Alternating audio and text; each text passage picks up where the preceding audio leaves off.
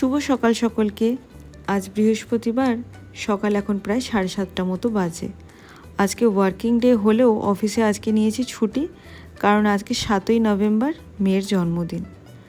প্রত্যেক বছর এই দিনটিতে যে কাজটা আমি সবার প্রথমে করি তা হলো গিয়ে পায়েস বানানো। তাই এবারও তার অন্যথা হয়নি। একটা কড়াইতে পায়েসের জন্য দুধটা আগে ফুটতে বসিয়ে দিলাম। ডিপ ফ্রিজে ছিল জন্য কীরকম বরফের মতো জমে গেছে দেখো। এটা ধীরে ধীরে আগে পুরোটা গলুক, ততক্ষণ কাজু কিশমিশ আর সিমইটা একটু ভাজা ভাজা করে নেব। এখানে একটা প্লেটে একটু বেশি করে কাজু কিশমিশ আর কটা এলাচ নিয়েছি, সাথে মিষ্টির জন্য গুড়ের বাতাসা, সিমই আর ঘি। কাজু কিশমিশটা আগে হালকা করে ভাজা ভাজা করে তুলে নিচ্ছি।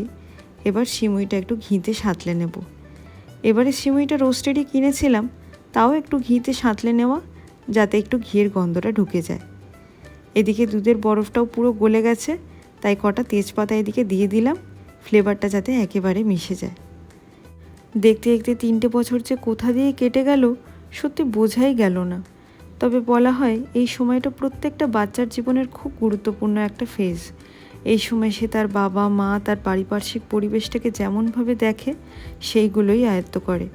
তাই আমরা সবসময় চেষ্টা করি কাজের চাপ যতই থাকুক না কেন, ঘরের পরিবেশে যেন সবসময় একটা পজিটিভিটি থাকে।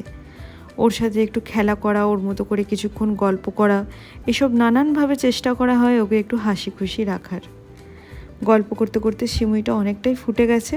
মিষ্টিটা আগেই দিয়ে দিয়েছিলাম, এবার কাজু কিশমিশ আর এলাচটা দিয়ে একটু ফুটিয়ে নামিয়ে দেব। আজ যেহেতু দুপুরের মেনুতে বেশ কয়েকটা আইটেম হবে, তাই সকাল থেকেই রান্নার জোগাড়পত্র শুরু করে দিয়েছি।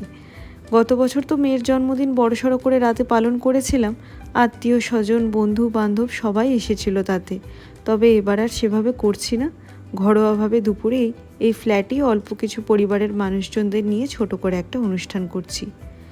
ইচ্ছা ছিল অনেককেই ডাকার, কিন্তু এই ছোট্ট ফ্ল্যাটে জায়গা এতই কম, সবাইকে জায়গা করে ঠিকমতো করে বসতে দেওয়া, খেতে দেওয়া বড়ই সমস্যা হয়ে দাঁড়ায়। দুপুরের রান্নার জন্য একদিকে ফুলকপিটা সেদ্ধ করতে দিয়েছি, আর একদিকে মুগ ডালটা শুকনো খোলায় একটু ভেজে নিচ্ছি। যতক্ষণে ওগুলো হবে ততক্ষণে একটু বেশি করে পোস্ত, কাজু আর চালমগজ একসাথে বেটে নেব। এই যে মশলা বাটা হয়ে গেছে।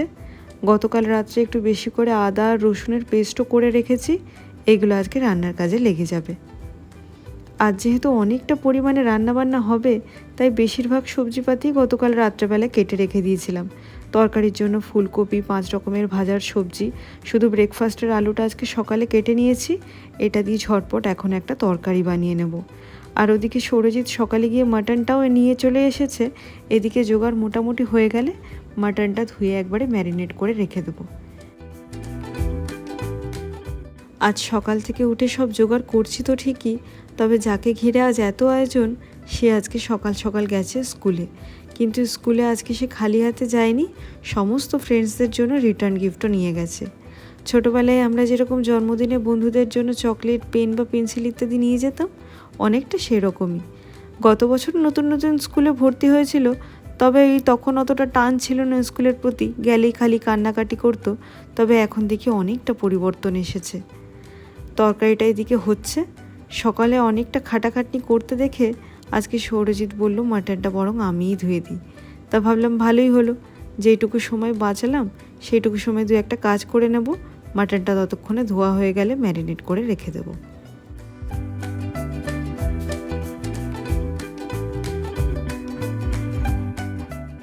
আজ যেহেতু বাড়িতে প্রায় 25 থেকে 30 জনের রান্নাবান্না হবে, স্বাভাবিকভাবেই বাড়ির ওই ছোটো ছোটো বাসনপত্র তো হবে না। আমার রান্না দিদির থেকে তাই কিছু বাসন আজ ধার নিয়েছি। মাটনের জন্য বড় কড়াই আর প্রেশার কুকার, আর পোলাও বানানোর জন্য একটা বড় হাঁড়ি, একটা স্টোভ। মাংসটা এদিকে ধোয়া হয়ে গেছে।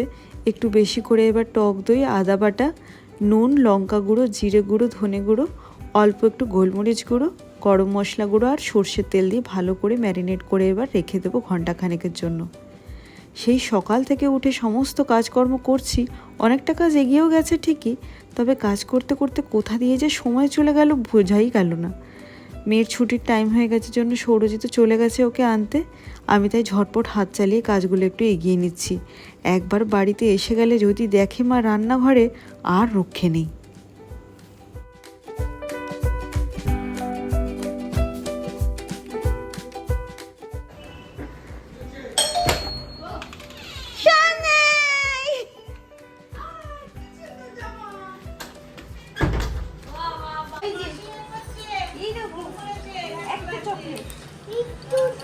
আজকে স্কুল থেকে ঢুকতে না ঢুকতেই হাতে মনের মতো গিফট পেয়ে এত খুশি হয়েছে, এক দৌড়ে চলে গেছে ওই ঘরে। ঘরে যতই খেলনা থাকুক না কেন, হাতের কাছে দুটো রং পেন্সিল থাকলে আমার মেয়ের আর কিচ্ছু লাগে না। সারাদিনও কী যে কালার করতে থাকে ওই নিয়ে, ওই জানে। কি কালার হচ্ছে ওটা মা? মা ইয়েলো কালার তো বুঝলাম, হোয়াইটের উপর হোয়াইট বোঝা যায় না, অন্য কালার করো না। White colour. সকালে জলখাবারের পর্ব মিটে গেছে। দুপুরে রান্নার জন্য বড় কড়াইতে মাংসের আলুগুলো আগে ভেজে নেওয়া হচ্ছে। পোলাওয়ের সাথে খেলে মাটনের আলু খুব একটা দরকার পড়ে না, তবে অনেক বাচ্চারা আসবে তো যদি কারো ইচ্ছা করে, তাই অল্প করে কটা আলু কেটে নেওয়া হয়েছে। মাটন রান্নার যাবতীয় জোগাড়ও এদিকে গুছিয়ে নেওয়া হয়েছে। আজ তো বড় ফ্লেমে রান্না, বেশিক্ষণ সময় লাগবে না। মাটনটা কষানো হয়ে গেলে এখানে একবারে পোলাওটা বসানো হবে। রান্নাবান্নার পর্ব ওদিকে চলছে, এদিকে একে একে সবাই আসতেও শুরু করে দিয়েছে। আজ বহুদিন পর দিদিদেরকে এক জায়গায় পেয়ে মেয়ের যে কী আনন্দ, সাথে সবাই আবার ওর জন্য গিফটও আনছে। ও দিদিদের সাথে খেলবে না গিফট খুলবে সেটা আর বুঝে উঠতে পারছে না। এক্ষুনি খুলতে হবে।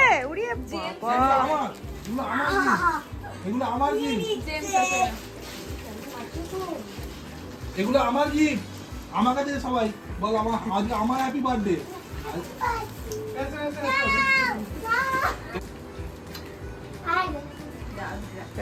ওই দিদি কোলে নেওয়ার জন্য অস্থির।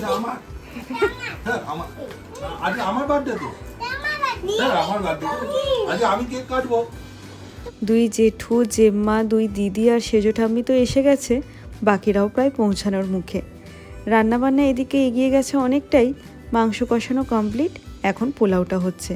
আমার এই ছোট্ট রান্নাঘরে এই প্রথমবার বোধহয় এত বড় বড় বাসনপত্র নিয়ে রান্না হচ্ছে। ইচ্ছা করলে সামনে কেটারিং থেকেও খাবার আনিয়ে নেওয়া যেত, কিন্তু ইচ্ছা ছিল সবাইকে ঘরেই রান্না করে খাওয়ানোর, তাই এত আয়োজন। সবাই এদিকে এসে পড়েছে। মামাদেরই অপেক্ষা ছিল, অনেক দূর থেকে আসা তো। যাই হোক, মামারাও এসে গেছে। এবার মেয়ের খাবারটা বাড়বো। বাবুই কই? আমাদের বাবুই কই? আমাদের বাবুই কই? বাবুই সোনা কই?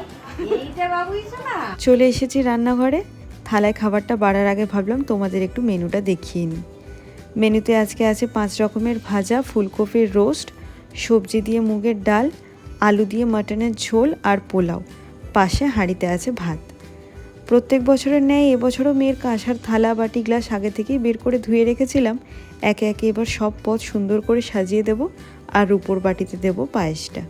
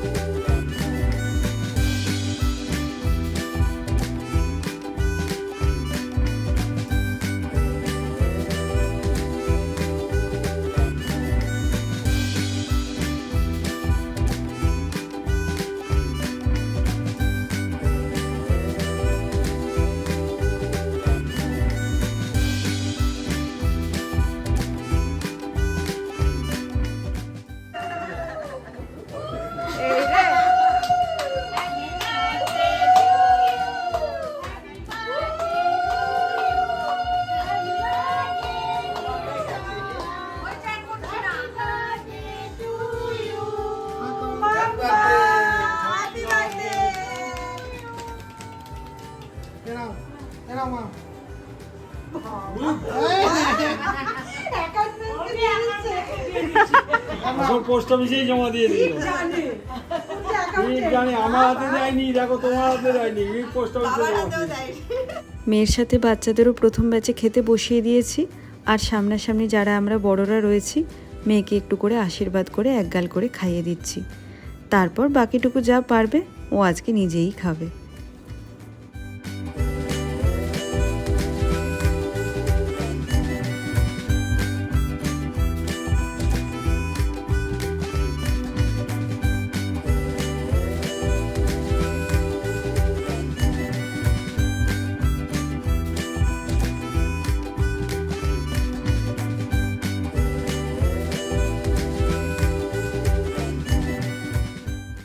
সন্ধে 6টা মতো বাজে এখন।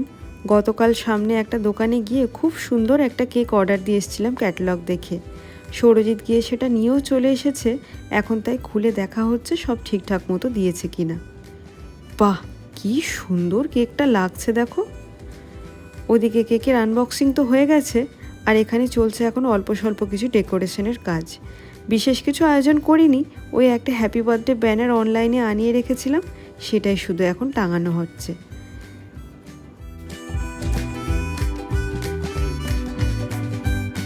জোরে ফুক, জোরে। Happy birthday to you, happy birthday to you, happy birthday dear Smritika, happy birthday to you, may God bless you, may God bless you. খুব ইচ্ছা ছিল এই বিশেষ মুহূর্তটাকে সুন্দরভাবে ক্যাপচার করার, কিন্তু সৌরজিৎ তাড়াহুড়োতে ভিডিওটা অন করতেই ভুলে গেছিল। তাই জন্য অন্য ফোনে তোলা কিছু ভিডিও ফুটেজ তোমাদের সাথে শেয়ার করলাম। এবছরের বাচ্চাদের রিটার্ন গিফটটা বেশ ইউনিক।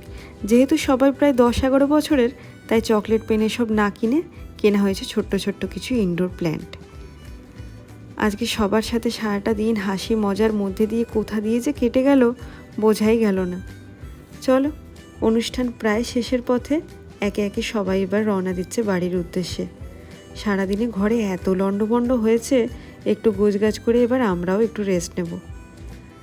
চলো তাহলে আজকের এই বার্থডে স্পেশাল ভিডিওটাও এই অবধি রাখি। কেমন লাগলো ভিডিওটা অবশ্যই জানিও। ভালো লেগে থাকলে একটা লাইক করে দিও। আর চ্যানেলে নতুন হলে অবশ্যই ছেড়ে যাওয়ার আগে চ্যানেলটাকে সাবস্ক্রাইব করে আমার পাশে থেকো। Thank you.